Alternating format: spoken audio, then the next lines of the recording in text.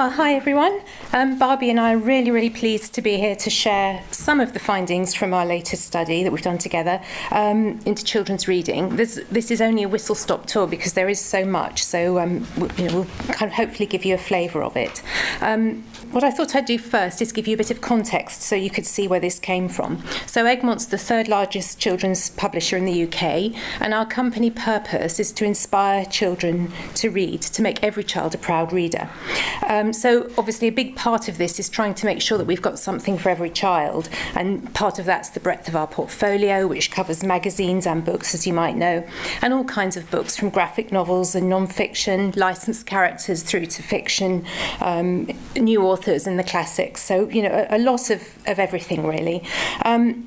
In the pursuit of encouraging all children to read, I think a while ago, with the advent of easy access to digital devices, we thought that we'd be able to reach a whole lot of new children and sort of turn them on to the delights of reading, perhaps the more reluctant children. And so over the years, we've been really kind of experimenting with different digital approaches, as have other children's publishers. And I think it's fair to say that we and all other publishers have had really quite limited commercial success so far.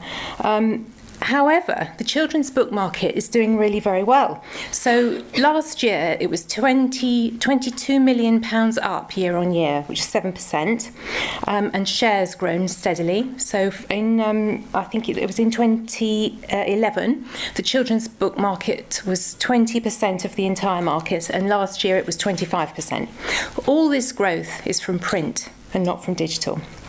But what we have seen, as everyone will know, is that digital entertainment is very dominant in children's lives. It seems to almost demand children's attention, and therefore it challenges lots of other activities, including reading. And just to show you what I mean by that, so I'll try and walk you through it, but this is children's weekly activities. So we've got boys on the left and girls on the right. And if you have a look at the boys' chart first, can I draw your attention to the bright blue line that's coming down quite steeply? This shows the percentage of children who have books read to them. And it peaks, as you can see, at 3 to 4 years old, and then it drops off quite steeply. So by the age of 8 to 10, it's 42% of boys have books read to them on a weekly basis. You'll see on the right that the girls is broadly similar, although a bit higher. The dark blue line, if you look at that one that sort of follows, you can see there's an apparent link there between parents reading to children, so that as parents stop reading, so there seems to be almost a time delay, and then children seem to stop reading too. And as parents and children turn away from reading so regularly, the digital world calls very loudly to them, and reading does become challenged oftentimes, and sometimes even replaced by digital entertainment. So we've got this strange situation where we've got children's leisure time really quite dominated by digital entertainment, and yet when children and parents do read, the vast majority of them, 72%, say they prefer to read in print. So why is this? And why do e-book sales for children remain really very modest and shrinking, really, whilst print books continue to grow? And just how modest they are, I can share with you. So it was only 7% of all children's book sales in 2015 were e-books. And within that 7%, 70% were for young adult books. So it's really tiny for younger children. So the question we have is, that I had really, is that does print offer children and families something beyond the story itself? And do parents and children respond differently to reading and being read to in print than from a digital device? So these are the questions that I asked Barbie and the team to help me understand. And here the research objectives, quite straightforward really, but a big question. So to understand if and how parents and children respond differently to reading children's books, or magazines indeed, in print form in comparison with a digital form and other digital content. So I really wanted to know, are there any differences in emotional response, in enjoyment, in engagement, and even in physical response? So this is what we did, what Family, Kids and Youth did for me. So an in-depth literature review, first of all, of the research on print reading and digital reading, very much focused on any research about parent and child interaction whilst reading. And then for 2 to 7-year-old children and their mums, 4 focus groups and 6 children per group, and ethnographic observations as well. And then for 7 to 9-year-olds, we have 19 mother-child pairs, and Family, Kids and Youth worked with their partners, Sussex University here, in the psychology department. They have a children in tech lab, and so we had a look at the physical response, more of which later, but we were looking at galvanic skin response there. So we've got a span of 2 to 9-year-old children. The reason we chose this age group is it covers the sort of really all-important early years when reading to children is actually the most common, where their impressions are formed, and where I suppose a love of reading can begin to take root and grow. And it moves through to the transitional years, really, where control of reading shifts from parent to child a bit more. So we're looking at across the whole study, 2 to 9s. The first thing I want to share with you is what parents and children felt about reading per se. So this is not digging into anything particularly about print or digital, but about reading itself. And what we found was that reading with children is a highly, highly emotional experience, both for parent and for child. There were no differences in terms of the age or the gender of the child in that emotional response. So mums told us that reading with their children feels very nurturing and very bonding. It's real sort of cuddly time, contributes to a feeling of a really nice, safe and happy home. And these warm feelings that they talked about very much echoed by the children themselves. And what we found was that many, many parents feel so guilty about lack of time that they're able to spend with their children, lack of what they see as true family time. And reading provides these quality moments at the end of the day, especially, with focused attention on their children. And several, as you'll see from a film later, several talked about their children opening up and telling them about what happened in their day. So it seemed to create an opportunity for closeness. Reading with children is actually a very positive and affirming experience for parents. It makes them feel like they're really good parents. We had some mums saying, I feel like I'm a good mum, a real mum, a nurturing and a caring mum. And, you know, they feel really very proud of themselves when they're spending their time doing this. So they think they hope they're instilling a love of reading in their children, reading for pleasure, obviously educational advantage, and feeding their child's imagination. So it's a highly emotional experience and very positive experience, and quite a lot linked to parents' own memories of their own childhood, actually, their nostalgia. So parents' propensity to read to their children is closely linked to their own memories of being read to when they were children themselves. So they recalled feelings of enjoyment. They talked about being held by their parents, the fun of talking about the story together, and spontaneous words that came up with things like loved, I felt safe, secure, happy, very close to their parents. So, as I said, for both parents and for children, a very emotional, powerful emotional response. And some nice little quotes here that you can just get a sense of how strongly those feelings come through. So real sense of pride and joy and warmth and special times, safe and secure and nurtured. So they really, very clearly, sort of very much enjoy reading with their children, and they feel that there's a benefit and a real positivity around reading per se. But what we wanted to kind of dig into was, is there a difference, as I said, between reading from a print book and reading from a screen? And so the focus groups that we did, the ethnography and the galvanic skin response all show that there is a difference.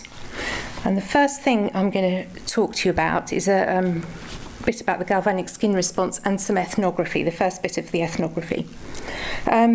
So you may or may not know, forgive me if you know, but I'll just say galvanic skin response basically measures sweating to indicate emotional arousal. So there are a lot of sweat glands in your hands, and obviously sweating is not under conscious control, so it's a very useful addition to ethnography in groups. And what it does is indicating activity in your forebrain, really, and that is the part of the brain that controls lots and lots of things, but it controls our higher abstract thought, it controls our logic, our speech, our emotions. And obviously you can't, as I said, you can't control sweating, so it's picking up what's going on. This was originally used by Jung, and he did a study where he made a list of words with his the person he was examining, and he noted that if a word had some emotional resonance was important, then the skin responded.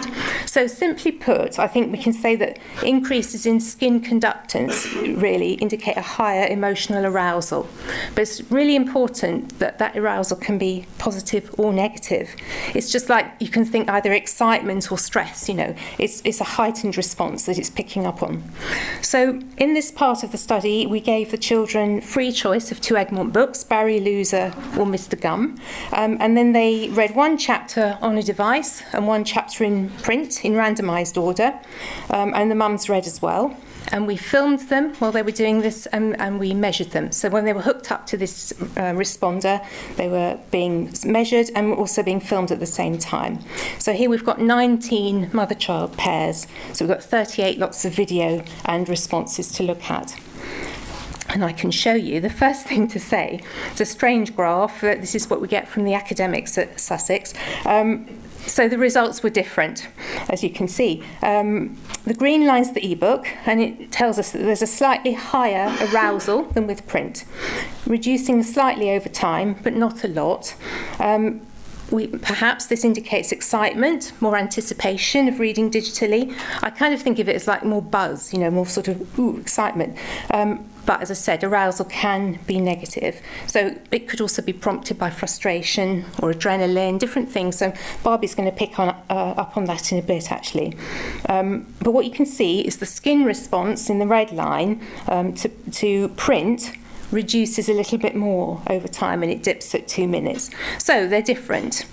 Kind of what to make of that is quite difficult. And when we've talked with Sussex, what we can find some answers, I think, or indications through the ethnography. A key finding from this study has been that print books enable closer physical contact between parent and child. So it's easier to put your arms around, and you might have seen the child was on the outside of the arm, where it's easier to be inside with a print book. So not always, but often enough to be different and noticed. It seems that devices can be a barrier sometimes to physical closeness, and this increased touching is absolutely key to the difference between print and digital. Obviously, when we're touched, we release oxytocin, the cuddle hormone, and that's all important for bonding. So that's something to remember.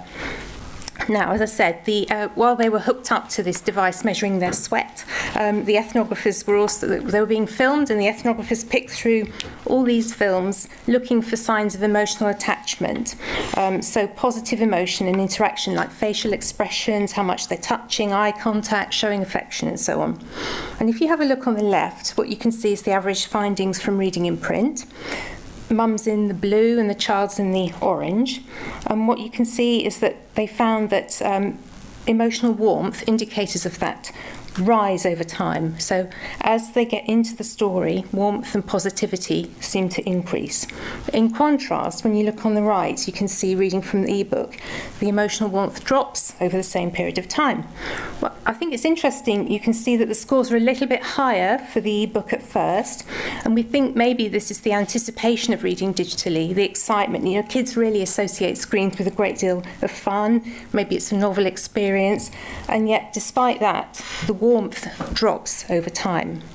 So if we kind of loop that back to the galvanic skin response with print, we can have a look at what the drop in arousal might mean.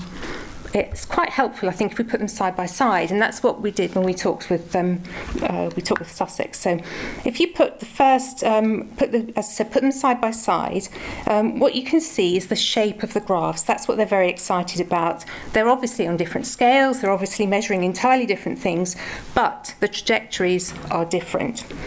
So what we see is with print, positive engagement is growing as the skin response or the arousal or the buzz is decreasing. So if we go back to what I said before about the physical closeness and the importance of touching and the release of oxytocin, what we think is these findings indicate something about the very calming nature of being read to in print. So that's my little bit. I'm now going to hand over to Barbie, who's going to take you through the rest of the findings. And yes, so I'm going to sort of look at really a little bit more about the research we did with children and with families that looked at print versus digital. And Alison's just referred to that very calming nature, which is something that came through all the time, the calming nature for both mum and child of being read to. And I saw some research yesterday that said it's really good for dogs to be read to, because it really calms them down. So this is obviously a bit of research that's going to go quite a way. We haven't yet done dogs and digital, but I'm sure it will come. So I think one of the sort of main things, really, if we just look at print books, and obviously the two are very important, very much part of children's lives now, and indeed mums' lives. And we do find that actually there is this sort of sensory thing that goes on, but it's also the nature of children's books, which are absolutely wonderful. I mean, Egmont particularly, but also other publishers, of course. And they are textured, they're kind of scratch and sniff, pop up. So children have a lot of opportunity to really interact with the book itself as they're reading it, particularly for very young children. And it also, it seems to offer, certainly from the research we did, a much deeper level of engagement. So the child and the mum will actually not just read, but they'll actually talk about the character, and they'll come back to the character, they'll come back to the same book all the time. So there's a real sort of conversation that goes on at bedtime, particularly, of course, and it's part of that routine. And Alison referred to that kind of, lots of references to cuddling and nurturing and bonding and eye contact, which parents described when they talked about this experience for them. And of course, the larger size of the print allows a lot of sharing. So we find that, it's not just one child and one parent, but there's often several children being read to at the same time. I think that this probably says quite a lot in that it actually taps into the children's key developmental stages. So we know that children love collecting, we know that children love organising things, and we know that particularly children like repetition. They'd like to go over the same thing again. Those of you with children will know that you keep watching the same film, read the same book, and you probably know it off by heart, and you actually have nightmares about it. But it kind of goes on and on and on, and actually kids love that, and it's really, really important to them. And that emotional attachment to print and the physicality actually jogs memories. Mums, as Alison said, reflect on their own childhood. It brings back a lot of warm feelings for them, and they actually want to pass that on to their child.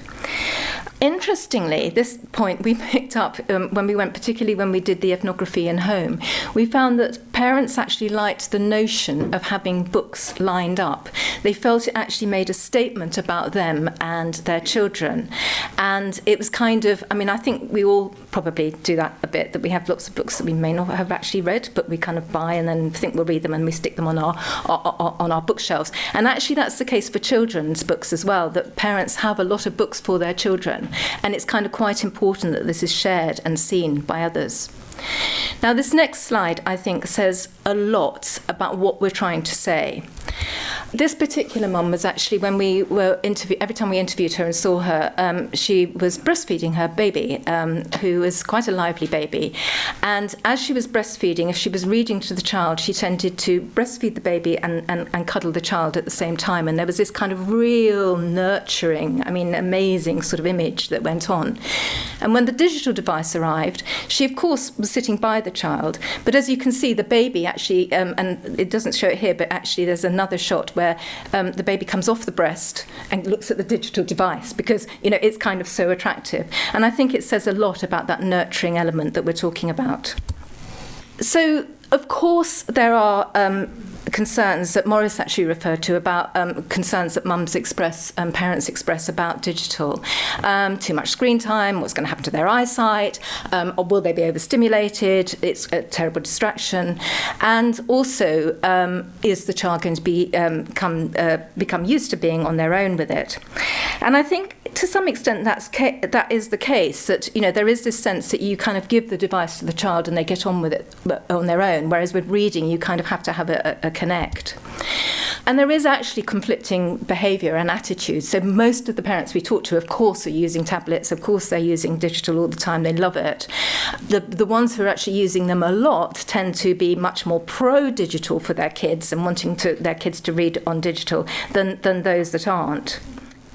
And I think that's a kind of a key thing, because obviously parents describe themselves as being incredibly busy, they don't have time the whole time, and there really is a place for digital, and many are using it for that reason. Interestingly, of course, there are some brilliant, as we know, apps out there which do involve reading, but they also involve a lot of interaction. And there is this kind of almost confusion now about what is reading and what's a game. And, you know, often the two will be conflated, I think. So as digital apps for children have become, I mean, I remember standing here about 6 years ago and saying, you know, actually, there's a huge market for educational apps, but there's nothing out there. And now suddenly there's some wonderful apps for children. And I think we all know that there's some fantastic means of actually allowing children to interact, to read, to look at things. But basically, digital is seen as a form of convenience. So, for instance, if you go to the doctor, it's great to give your kid a tablet while you're waiting in the doctor's waiting room for half an hour until you can see your doctor, or even an hour sometimes, because then your child was occupied. And there's a real sort of admission of that. But it does tend to be that the child is on their own. There's definitely evidence, and there's actually academic evidence in the literature review we did right at the beginning of this exercise, to show that it helps boys to read when they're using digital. So we're not saying digital is terrible, we're just saying there's a different sense of emotions going on, I think. So we know that they're most commonly used without their parents, certainly in our research and certainly in the literature review we did. We know that digital devices tend not to involve parents as much as books do. When there's a book being read to or a child is being read to, the parent is there. When a child is on digital, it is very different. There's also a huge element of distraction that goes on. So when the parents in our research were asked to read a book digitally, the child would keep touching the screen and jumping on to something else. They would either look at Google or they would look at something else, or they knew where their game was on the digital device, and they would actually move on quite a lot. So I'm going to go quickly through here because we're running out of time, and I just want to show you this film, which I think describes quite a lot of what we did. With the reading and sitting with her in bed, it's like, oh, I'm going to switch off. Like you said, everything's been done. It's time for me just to be able to enjoy and be mindful of being her mum. And yeah, I love it. Sometimes we get dressing gowns on if we're cold, snuggle up, and then it makes me feel like I can lay down after a nice busy day and have a lovely sleep. Do a halt. Quack, quack. With the duck. When I pick them up from school, you ask them how their day is, and they say, oh, I can't remember. But at that time, when you read the story, it's like everything comes out, and they say, oh, well, when I was at school, and you find out things, so it's rewarding. We can sort of say what we're thankful for, talk about our day at school. Sometimes we talk about girls.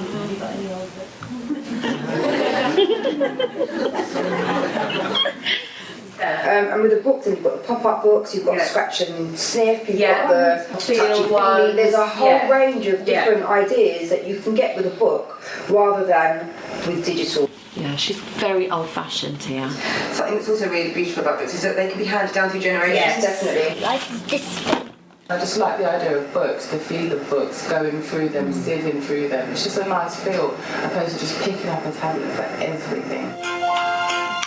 It's lovely, but I'm like, isn't it funny how times change from like the days kids were playing on the street playing conkers and now they're like staring into this iPad. If you're going to read with your child on the iPad, then if your child's like my son, then he'll be like, no, I don't want to do that, I want to play a game. Yeah, don't press that button, please. I think for me as well, like I said, it's the interactive flash because you're not going to get a pop-up digital. You don't get a pop-up, but you get like a press, so it'll be like, so where's so and so hide It's like a game then. It's exactly like a game. It's not like a book. Well, it's like a book, but you're interacting with the little book. It depends if you've got the time to sit there. It depends on how your life works. I think the tab is good for if mum wants to wash the dishes and the kid wants to do that for 5 minutes. But if you want to sit down and interact with a child, it's better you with a book. But if you want to like palm something off a bit, you're like... She's got her leap pad, so I can't read all the time. It's like a modern day nanny, isn't it? Stop. Fine. Even after some of the stories, they like got activities. And do you remember what happened in this bit? You tap on each of the fruits and vegetables to help collect them. It's great that I think I can just throw my iPad. I've got it on my phone if I'm at the doctor's surgery. Like I said, I'm pro digital, as well as you can see, books as well. Okay, that's it. So I think we've got time for one question.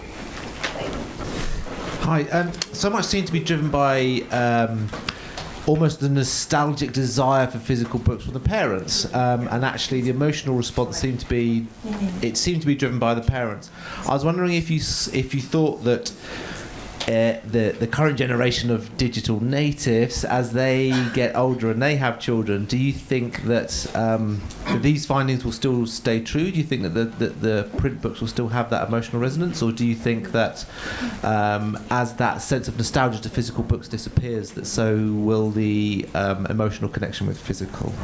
I think what's interesting is the figures that Alison quoted, that print books for children are actually rising and digital is sort of really static. It's not actually rising at all. So I think there does seem to be a sense of children actually asking for books. It's a good point, and I guess we will never know until we're a little bit older. But I think it is interesting that the number of print books are increasing year on year, I think. Is that right? I talked about the work that Sussex University did, with 7 to 9-year-olds. Children there actually said when they were asked afterwards, they'd read from print and they'd read from the screen, and then they were asked afterwards which they preferred, and the vast majority said they preferred reading from the print. Okay, well, thank you very much. Thank you for the speakers.